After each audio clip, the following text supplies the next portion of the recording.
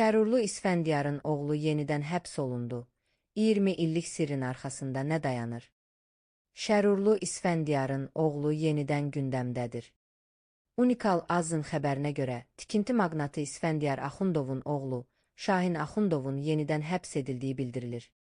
Məlumata görə, bu onun ilk həbsi deyil. O, illər əvvəl də, təxminən 20 il öncə, Türkiyə səfirliyinin qarşısında avtomobilə atəş açaraq gündəmə gəlmişdi. Həmin olaydan sonra Prezident İlham Əliyev məsələni nəzarətə götürmüş. Nəticədə Şahin Axundov 5 il azadlıqdan məhrum olunmuşdu.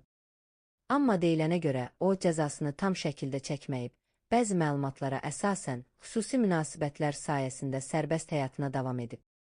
Qalmaqaldan sonra atasının qərarı ilə Şahin Axundov uzun müddət Türkiyəyə göndərilir.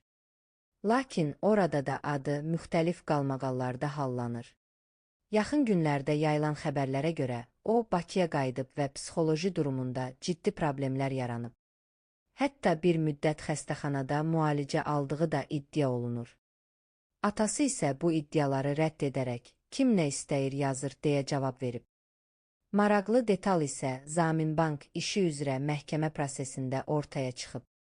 2021-ci ildə sabiq bank sədri Nadir İsmailov məhkəmədə ifadə verərək bildirib ki, İsfəndiyar Axundovun ailəsi milyonlarla vəsaiti şəxsi ehtiyaclara, bahalı maşınlara və xaricə göndərilən övladlarına xərcləyib.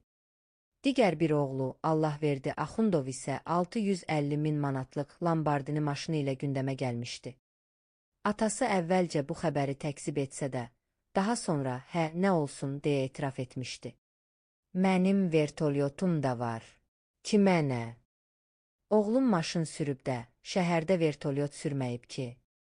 Bütün bu hadisələr isə cəmiyyətdə eyni sualı doğurur. Şərurlu İsfəndiyarın övladları niyə bu qədər qalmaqallarla gündəmdədir?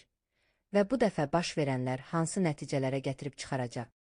Hörmətli izləyici, bu tip xəbərlərdən anında xəbər tutmaq istəyirsinizsə fikirlərinizi şərh bölümündə yazıb, kanalımıza abunə olun və videonu paylaşın.